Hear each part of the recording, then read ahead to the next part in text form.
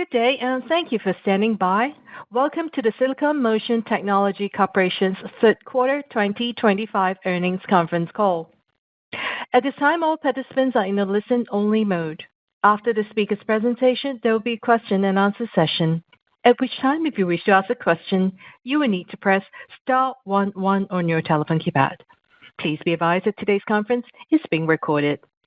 This conference call contains forward-looking statements within the meaning of Section 27A of the Securities Act of 1933 and Section 21E of the Securities Exchange Act of 1934 as amended. Such forward-looking statements include, without limitation, statements regarding trends in the operations, financial condition, and business prospects. Although such statements are based on our own information and information from other sources we believe to be reliable, you should not place undue reliance on them. The statements involve risks and uncertainties, and actual market trends and our results may differ materially from those expressed or implied in these forward-looking statements for a variety of reasons. Potential risks and uncertainties include, but are not limited to, continued competitive pressure in the semiconductor industry and the effect of such pressure on prices, unpredictable changes in technology and consumer demand for multimedia consumer electronics, the state of and any change in our relationship with our major customers, and changes in political, economic, legal, and social conditions in Taiwan. For additional discussion of these risks and uncertainties and other factors, please see the documents we file from time to time with the Securities and Exchange Commission. We assume no obligation to update any forward-looking statements which apply only as of the date of this conference call. And with that, I'll now hand you over to Mr. Tom Sabansis, Senior Director of IR and Strategy. Please go ahead, sir. Thank you, Operator. Good morning, everyone, and welcome to Silicon Motion's third quarter 2025 financial results conference call and webcast. Joining me today is Wallace Kou, our President and CEO, and Jason Tsai, our CFO. Wallace will provide a review of our key business developments, and then Jason will discuss our third quarter results and outlook. Following our prepared remarks, we will conclude with a Q&A session. Before we begin, I would like to remind you of our safe harbor policy, which was read at the start of this call. For a comprehensive overview of the risks involved in investing in our securities, please refer to our filings with the U.S. Securities and Exchange Commission. For more details on our financial results, please refer to our press release, which was filed on Form 6-K after the close of market yesterday. This webcast will be available for replay in the Investor Relations section of our website for a limited time. To enhance investors' understanding of our ongoing economic performance, we will discuss non-GAAP information during this call. We use non-GAAP financial measures internally to evaluate and manage our operations. We have therefore chosen to provide this information to enable you to perform comparisons of our operating results in a manner consistent with how we analyze our own operating results. The reconciliation of the GAAP to non-GAAP financial data can be found in our earnings release issued yesterday. We ask that you review it in conjunction with this call. With that, I will turn the call over to Wallace. Thank you, Tom. Hello, everyone, and thank you for joining us today. I'm pleased to report that we delivered another strong performance in the third quarter, exceeding our revenue and operation margin guidance, but we continue to benefit from the introduction of new controllers existing in new markets and drive increased market share across our portfolio. We remain focused on delivering both top and bottom line growth and improving profitability while investing heavily in the next generation controllers, increasing our engineering resources to support new products and markets, and further positioning Silicon Motion for long-term market share expansion. We expect strong revenue growth to continue as we introduce compelling new PCIe client SSD controller, next generation eMMC, and UFS controller that drive higher share, benefit from strong growth in our automotive business, and as our Untitled enterprise business begins to scale. I'm excited about the foundation for growth that we are building across each of our major markets, and I believe we are well positioned to see sustained revenue and profitability growth in both the near and long term. Let me start by discussing a broader market environment and then each of our major business in greater detail. AI remains a significant growth vector across memory and storage industry, driving strong demand for NAND and other technology, including DRAM and HDD. The growing AI demand has, for the first time, created supply shortages in HDD, NAND, and DRAM, leading to price increases for the past 3 quarters, a trend we expect will continue at least through 2026. In the early stage of AI development, AI training drove strong demand for high-performance memory and storage using DRAM, HBM, and NAND for lower capacity TLC-based compute SSD. As AI evolves, the focus is changing to inference, which relies more on high-performance, high-capacity storage rather than raw computing power. The increasing demand from inference is putting a large strain in the HDD supply chain that traditionally served this market, and this is expected to continue well into next year as HDD makers struggle to quickly meet growing demand. Inference is also increasing NAND demand for high-capacity, high-performance QLC-based SSD, and creating a significant strain for the NAND market supply and availability. As AI is still in its infancy, we expect that these demand drivers will continue to impact supply availability across all memory technology for quite some time as CapEx spend increases to catch up with market demand over the next few years. Growing AI demand is also forcing a more disciplined CapEx spending approach and is driving difficult resource allocation decisions by the memory and storage maker to prioritize engineering resources across multiple technologies, products, and markets. Increasingly, we are seeing a greater willingness by the NAND flash maker to rely on Silicon Motion to complete their product portfolio as they shift their internal resources to focus on DRAM, HBM, and future customized memory technology for high-performance AI requirements.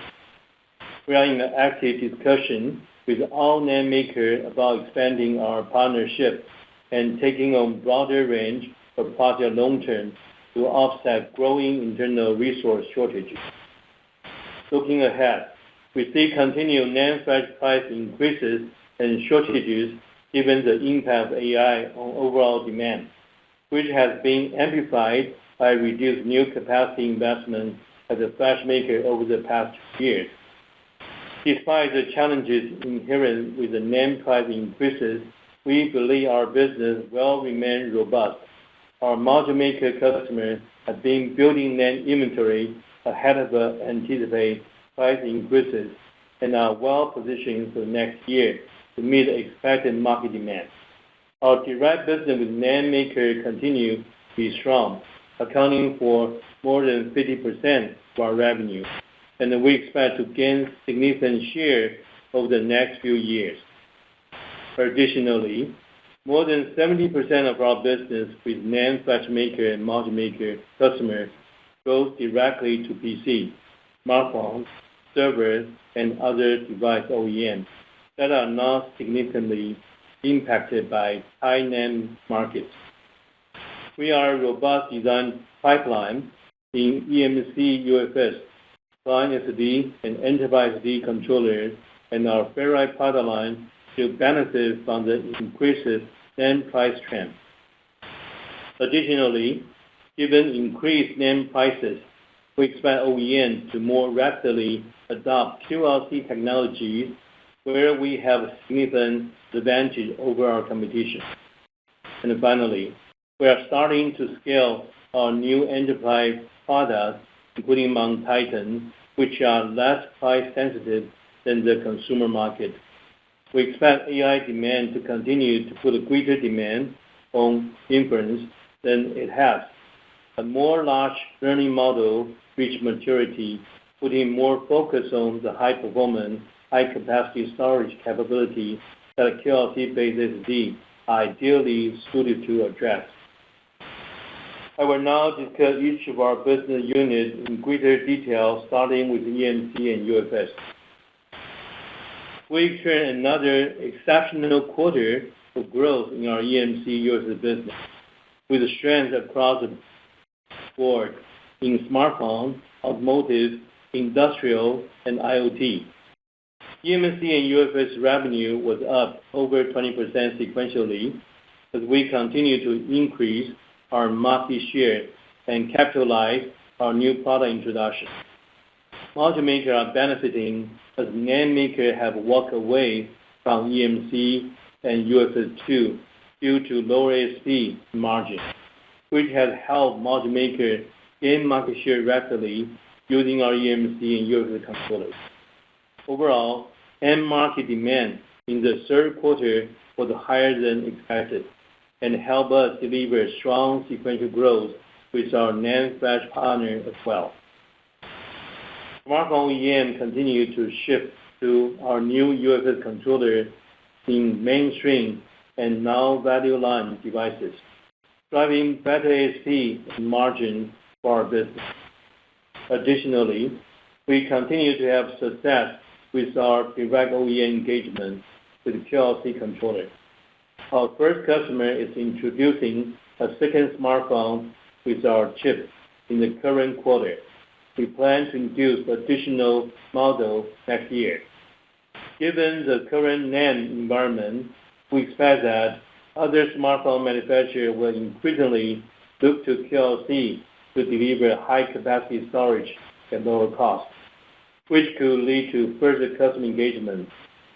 UFS will continue to grow rapidly in the smartphone market as low-end smartphones continue migrating from eMMC to UFS to deliver better performance cost-effectively.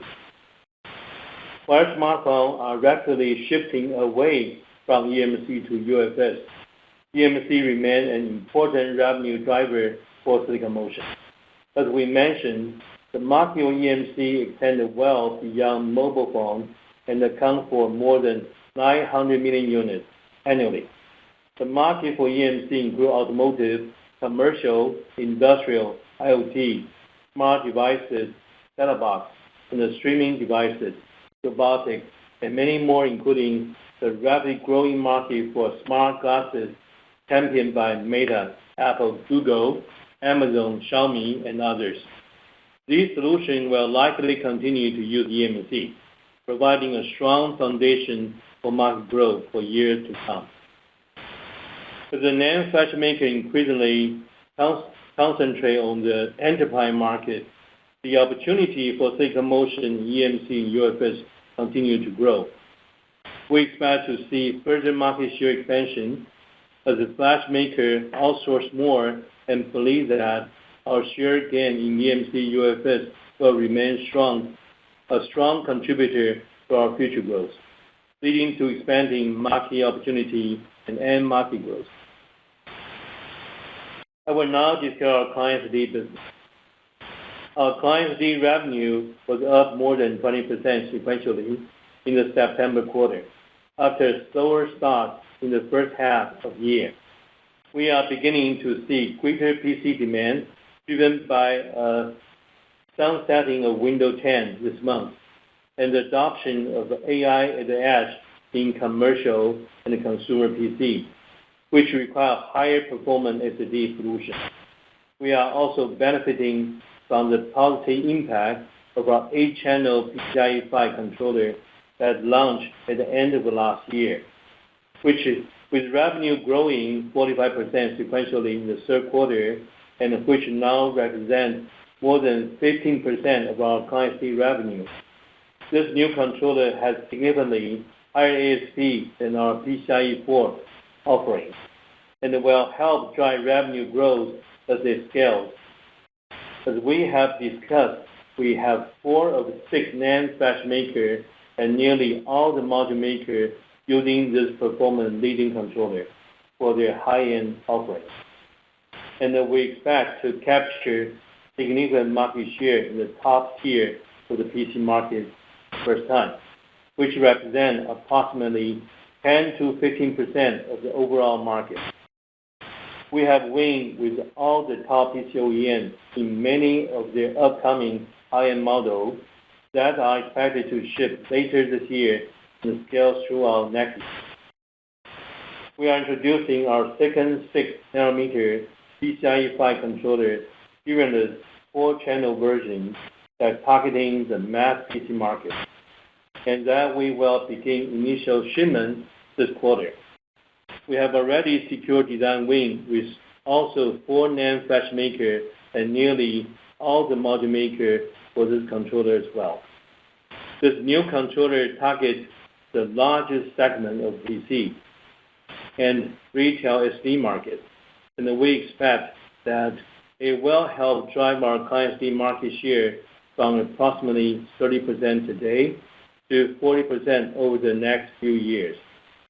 We expect the PCIe 5 will become the dominant technology in consumer application over the next few years, and we are in the best position to benefit given our strong customer partnership with both NAND flash makers and module makers. I will now provide an update of our automotive business. We continue to experience significant design win activity in our automotive segment across each of our product units, including eMMC, UFS, PCIe, and our Ferri-embedded solutions. While the overall market has experienced challenges in 2025, given the broader geopolitical and tariff issues, we continue to grow our product portfolio and market share. We are also benefiting from the super trend of increased vehicle complexity, which is driving the need for additional high-speed, high-performance storage. We recently won significant design win with a Tier 1 Japanese auto manufacturer in their global model that could contribute to top-line growth moving forward. As I mentioned during our last call, we also recently won with a large South Korea customer that has started to sample our eMMC controller-based solution to multiple automotive OEMs, which we expect to drive further growth in our automotive business in 2026 and beyond. We are also on track to extend our lead in ASPICE certification, which we achieved this year with a Level 3 certification for our PCIe 4 controller, with a plan to tape out our next generation automotive PCIe 5 controller next year. Increased demand for advanced storage solutions in automotive is being driven by AI, multiple screen integration, ADAS sensors, cameras, navigation, and other applications. We are shipping to many of the leading automotive manufacturers in the world, including Tesla, BYD, Xiaomi, Mercedes, Toyota, Honda, and many others. Entering the second half of 2025, we experienced greater than expected demand from our partners in China, as our strong design pipeline has led to market share gains with leading car makers like BYD and Geely. Chinese automotive brands are rapidly taking market share worldwide, given their leadership in electric low-cost vehicles. As we continue to introduce compelling new automotive controllers, and as we expand our customer relationship, we remain confident that automotive will represent at least 10% of our revenue by 2026 and 2027. Finally, I will now provide an update to our enterprise business. The requirement of AI computation, training, and inference are rapidly evolving and driving new requirements on storage and memory solutions that deliver performance, capacity, power, and affordability.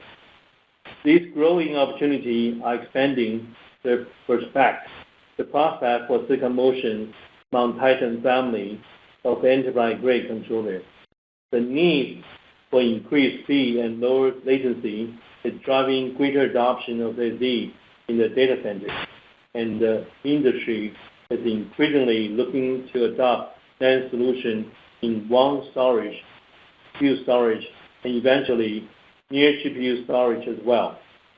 Our Mount-Titan solution ideally suited to address the increasing requirements on AI workload for both compute SSD using TLC and high-capacity storage SSD using QLC. The opportunity for compute SSD represents most of the enterprise SSD market today, while high-capacity SSD are just beginning ramp, but are expected to be much larger market opportunity longer term. Interest in Mount-Titan for compute storage TLC SSD application is increasing. This quarter, our customers are beginning qualification with end customer CSP, enterprise, and data center with TLC-based high-performance SSD using our Mount-Titan controller, targeting the high-performance requirements of AI in the data center. We expect these qualifications to progress into first half of next year and begin to ramp commercially in the second half of next year. For high-performance, high-capacity QLC SSD, our Mount-Titan-based solution helps deliver significant advantage over HDD for the AI inference need for CSP, hyperscalers, and enterprise by elevating the speed and power bottleneck inherent in HDD technology for warm storage. The switch to NAND technology for warm storage is being accelerated by the current supply shortage in the major HDD manufacturers, making HDD more expensive and high-capacity QLC is cost-effective, better performance option. Longer term, warm storage requirements offer a much bigger market opportunity when compared to the opportunity for compute SSD, and we see increasing interest in our industry-leading Mount-Titan QLC solution. We are on track to begin end customer qualification for QLC-based high-capacity SSD late this year or early next year. We are increasingly confident in Mount-Titan as a significant new growth opportunity given our successes and win today in both the compute and high-capacity warm storage market. We remain confident that Mount-Titan will deliver 5 to 10% of revenue by the late 2026 or 27 timeframe, as these new opportunities and customer scale in the near and the midterm.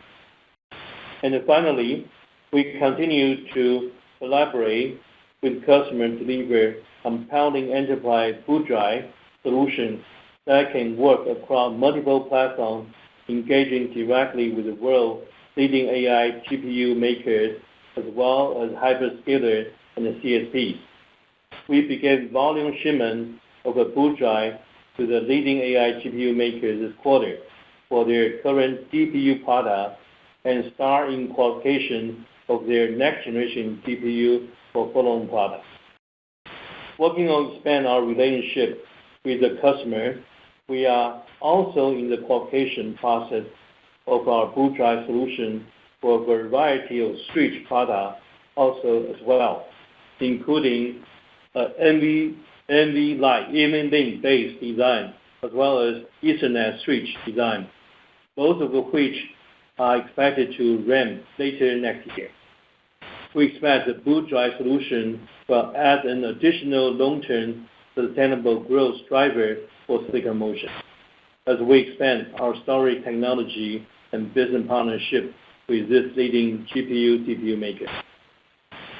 In conclusion, the third quarter of 2025 delivered significant growth of our business as we execute on our diversification strategy with new products into new markets. We continue to see the reward of investments that have made over the past few years. These investments include our market-leading 6nm products, our new UFS and PCIe 5 controllers, our new Mount-Titan and boot storage enterprise class solutions, our growing automotive portfolio, and our new micro SD product for multiple occasions, including Nintendo Switch 2. we have never been in a better position to expand our market share given our leading product portfolio and the growing need for flash makers to shift their focus from consumer to enterprise applications. Given the growing demand in our legacy business and our new automotive and enterprise products, I'm increasingly confident that we will deliver strong, sustainable top and bottom line growth. And given our current backlog, I'm very confident in our ability to exceed our target annual revenue run rate of more than $1 billion this quarter. Now let me turn the call to Jason to go over our financial performance outlook. Thank you, Wallace, and good morning to everyone joining us today. I'll discuss additional details of our third quarter results and then provide our outlook. Please note that my comments today will focus primarily on our non-GAAP results unless otherwise specifically noted. A reconciliation of our GAAP to non-GAAP data is included in the earnings release issued today. In the September quarter, sales increased 22% to $242 million, coming in well above the high end of our guided range as we experienced a strong rebound in mobile demand and strong growth in our PCIe 5 client. Gross margins was at the higher end of our guidance range and increased again in the quarter to 48.7% as we continue to capitalize on new product introductions improving mix. Operating expenses increased sequentially to $79.5 million as we continue to invest in new projects and expand our customer engagements to further grow and support our significant pipeline of new opportunities. Operating margin increased sequentially to 15.8%, well above our guided range, resulting from improved gross margins, higher than expected revenues during the quarter. Our earnings per ADS was $1. Total stock compensation, which we exclude from non-GAAP results, was $5.5 million in the third quarter, and we had $272.4 million cash equivalents, and restricted cash at the end of the third quarter, compared to $282.3 million at the end of the second quarter 2025. Cash declined in the third quarter primarily from a combination of dividend payment of $16.7 million and an increase in inventory to support our expected strong business ramp. Our team executed well, and our operational discipline delivered significant outperformance despite continuing investment in new advanced geometry products and our emerging MonTitan platform for the enterprise and AI markets. Now we'll discuss our fourth quarter outlook. Revenue is expected to increase 5 to 10% to $254 to $266 million, above our initial target of $250 million we had set at the start of this year. We expect fourth quarter strength to be driven primarily from our client SSD controllers and SSD solutions. Gross margins are expected to be in the range of 48.5% to 49.5%, and operating margin is expected to be in the range of 19 to 20%. Approaching our historical operating profitability levels as we plan to benefit from higher revenue, higher gross margins, and lower operating expenses sequentially. Our effective tax rate is expected to be approximately 18%. Stock-based compensation and dispute-related expenses is expected to be in the range of $18.1 to $19.1 million. Despite the uncertainty this year, given rapid geopolitical changes and tariff impacts, our team has remained focused on execution and building an incredibly strong pipeline for long-term growth. We have successfully scaled new products, engaged with new customers, and expanded into new markets that will lead to higher market share and greenfield growth opportunities in enterprise storage, and we're just getting started. We expect to continue to invest to further expand our position as a leading merchant controller maker in the world for eMMC and UFS, client SSDs, automotive applications, high performance and high capacity enterprise and data center storage. As we look ahead, our pipeline for growth in 2026 and beyond has never been stronger, and we look forward to discussing it in greater detail when we report again in 3 months. This concludes our prepared comments. I'd like to open up for questions now. Operator? Thank you. We will now begin the question and answer session. To ask a question, please press *11 on your telephone keypad and wait for your name to be announced. To withdraw your question, please press *11 again. A moment for our first question. We will now take our first question from the line of Neil Young from Needham & Company. Please ask your question, Neil. Hey, everybody. Thanks for letting me ask a question. Could you dive a little deeper in your comment in the press release about white box AI server makers continuing to leverage mainstream hardware components? I believe your SSD controller sales are typically to PC/other consumer applications. So can you just give us a sense of how much of the SSD controller revenue in this quarter came from the white box AI server makers you referenced, and where you expect that to trend going forward? And then I have a follow-up. Thanks. The mention with the white box is an AI all-in-one server, and primarily it comes from China and Taiwan. Some the DeepSeek all-in-one server white box, and some in others bundled with others training model. I think that our 2508 8-channel PCIe 5 controller is well positioned in the market. We cannot comment. We don't know exactly the volume, but it's a growing momentum for all the AI all-in-one server. It's similar like NVIDIA announced that MGX DGX GPU for this kind of a market. Okay, thanks. And then looking at the gross margin guide, midpoint coming in at 49%, I was wondering if you could maybe walk through the moving pieces of the gross margin in 4Q, and then, if possible, could you share sort of where you expect gross margin to trend next year? If not, at least what the main drivers of the gross margin improvement should be in 2026. Thanks. Yeah. So, certainly as we continue into the fourth quarter, scaling new products like PCIe 5, new generation products tend to have better gross margins that offset the declining gross margins of older products.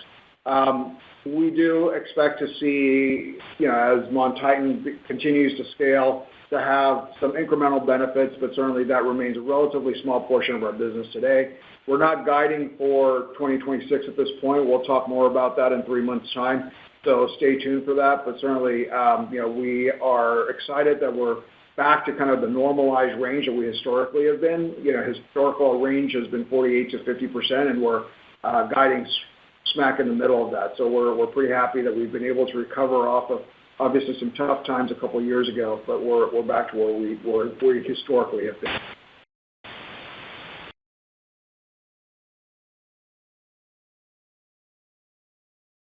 Do you have any follow-up question, Neil? That's all for me. Thank you. Thank you. We will now take our next question from the line of Craig Ellis from B. Riley Securities. Please go ahead, Craig. Yeah, thanks for taking the question, and team, congratulations on real good execution. I wanted to start with a question that takes off from Jason's comments that the company's just getting started in enterprise storage, and ask a question that's fairly broad and has a couple of parts to it. So if we look at what our ambition is over the next year plus with MonTitan and enterprise storage classically defined, and think about what's going on currently with boot drive controllers and full solutions already starting to ship and picking up and maybe diversifying our customer base next year. And then and this part would be for you, Wallace, as we think about some of the news that's coming out of Korea and other countries about the development of high bandwidth flash, and while some could be skeptical that may just be like storage class memory, which went nowhere for 15 years, but with some leading OEMs behind it very likely could.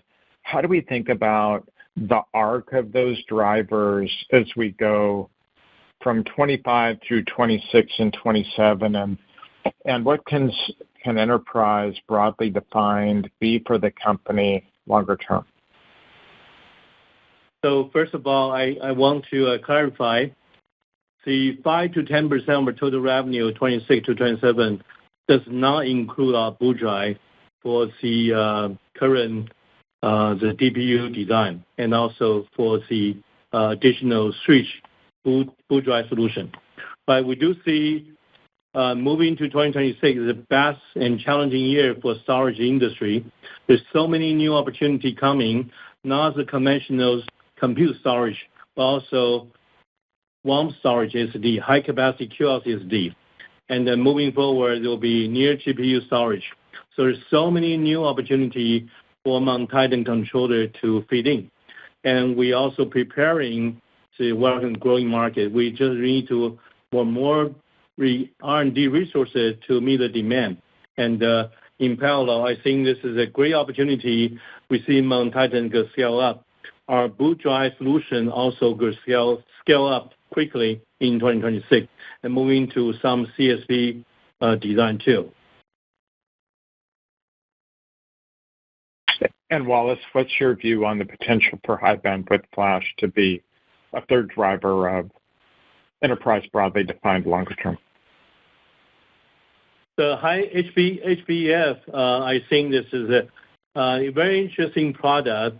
And this is, as you know, this is all designed for AI inference near GPU. We see there's a SLC, 3D SLC technology moving to meet a certain near GPU leaders requirement. But HBF also very interesting. The packaging technology uses a conventional standard 3D NAND. But this requires a new controller and a packaging technology. We will monitor it carefully because we believe initially this belongs to all the NAND makers' development. And we are also invited to join the business. But I think we are out of a resource. We want to monitor when the market becomes more mature, more stable, and where we'll participate.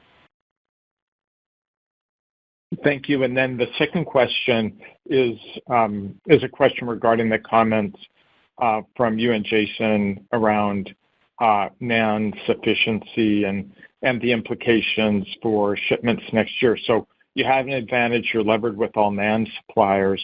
What messaging are they giving you with regard to how they're going to prioritize their output and capacity allocations across enterprise versus PC versus smartphone and then consumer applications? And what does that mean for the various growth drivers of the business in 2026? Thank you.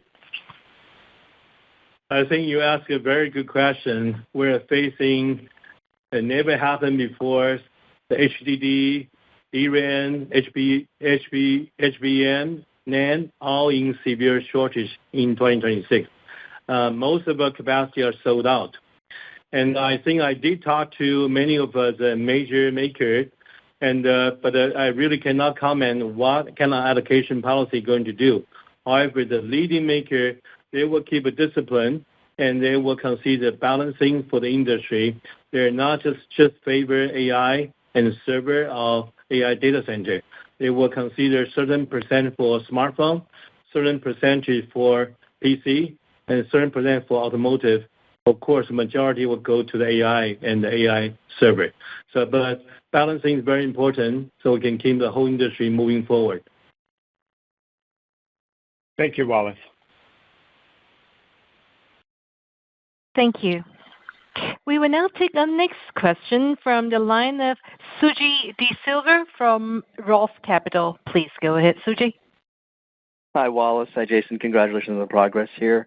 For Mount-Titan, I know you guys talked about two lead customers initially, now more. I know one of them was an OEM who was, I think, in turn trying to themselves secure hyperscaler customers. Has that happened with that lead customer? And if so, what's the start of ramp timing for that customer? I cannot comment the ramping. I think they're very close to the, as you know, tier one customers, some was develop the firmware themselves, some of the joint development with us together. We cannot comment the ramping, getting very close. But because Mount-Titan getting tremendous demand from multiple customers, the tier two, so we're busy to provide solution for both TLC and QLC.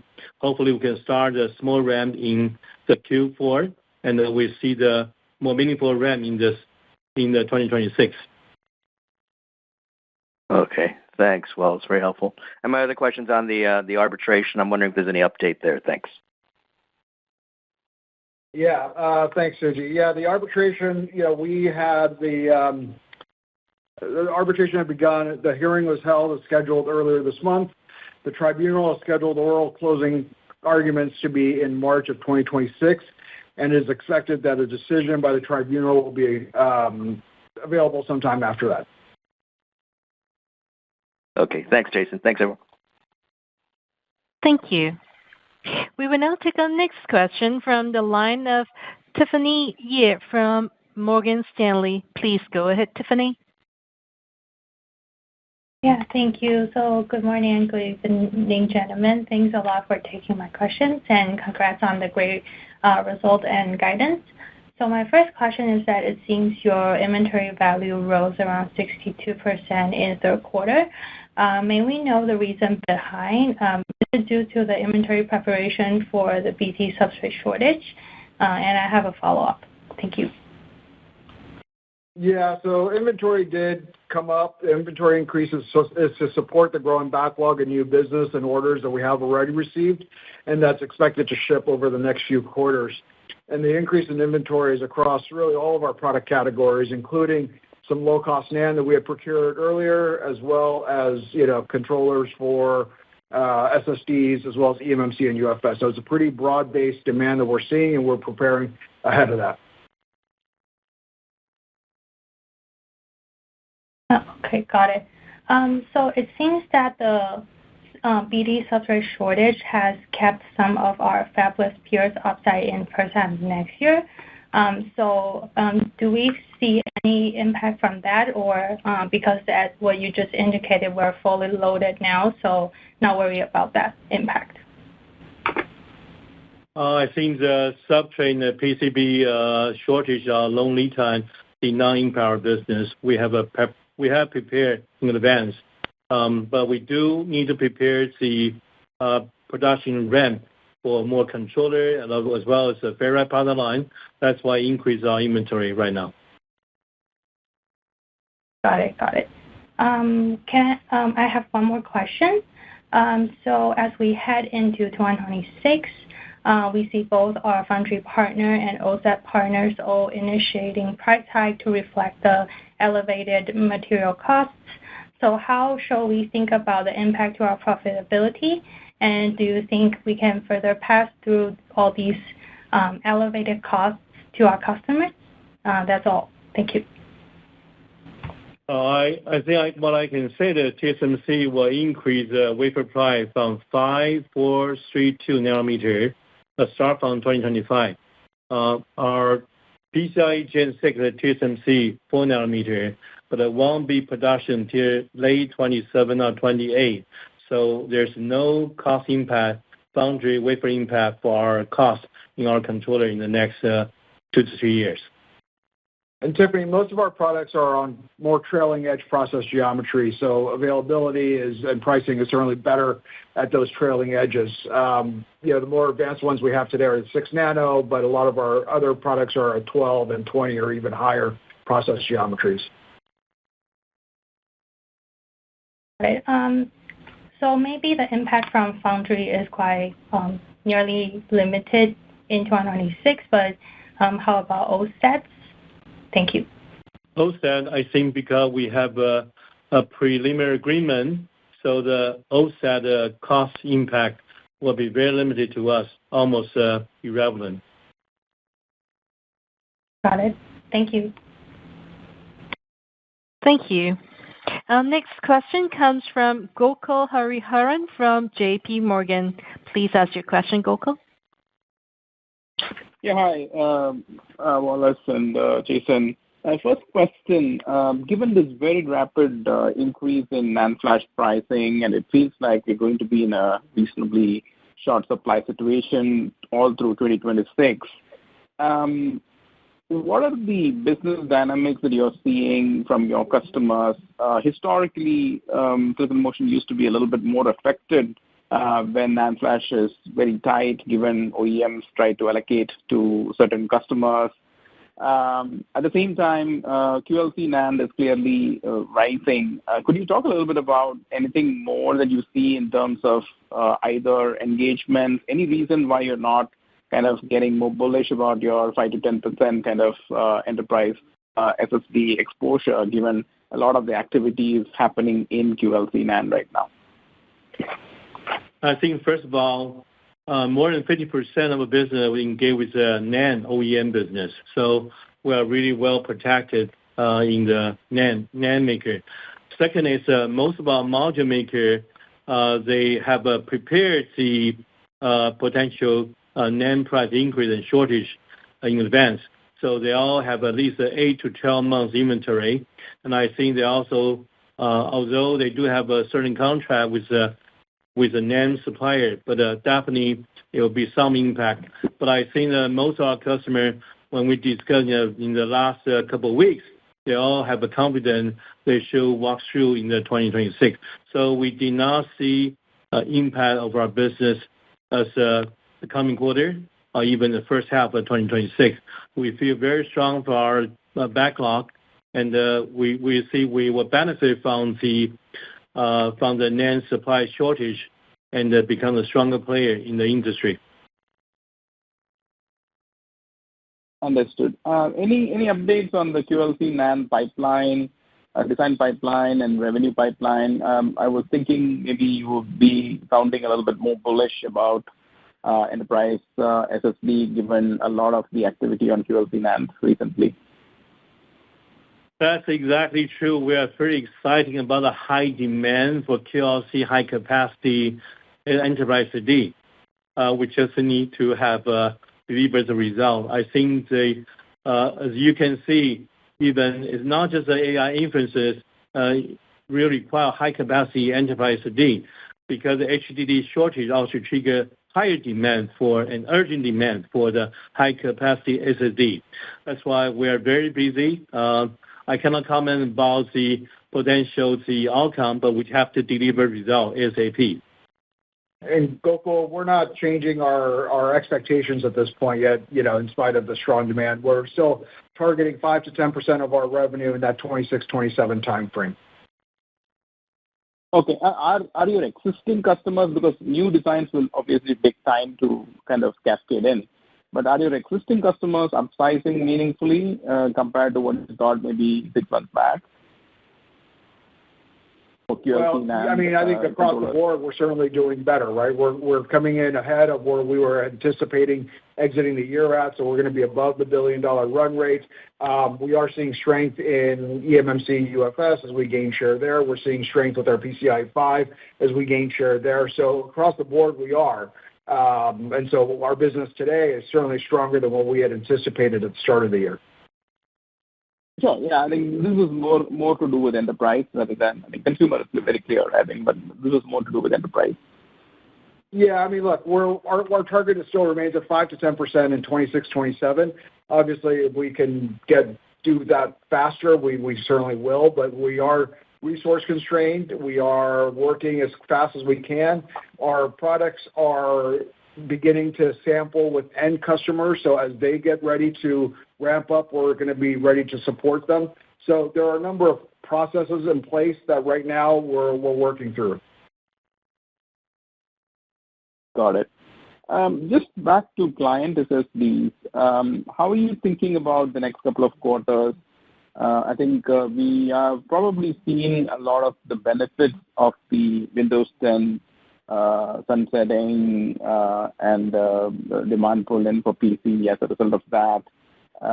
As we kind of start to lap that in the next couple of quarters, how do you see this pan out? Do you see a little bit of moderation in growth there, or the spec migration to PCIe 5 is good enough to kind of offset any of that volume growth tail off?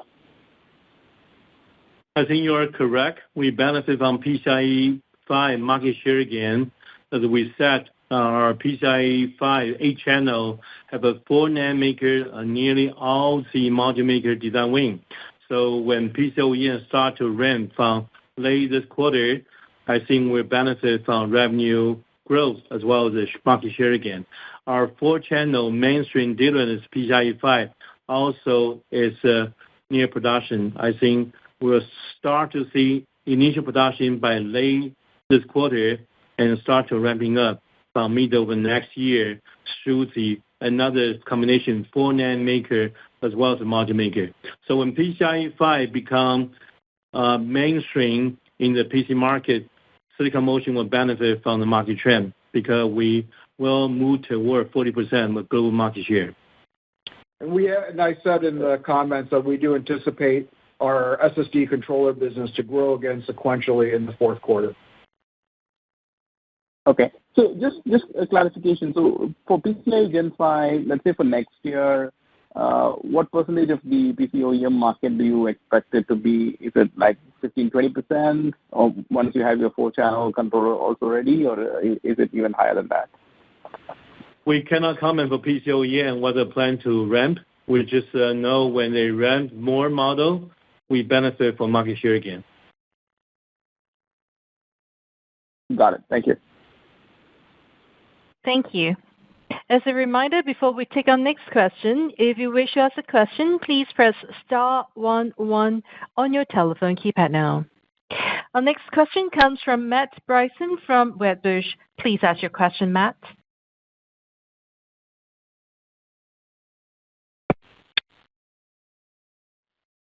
Matt, please unmute your line. Your line is open.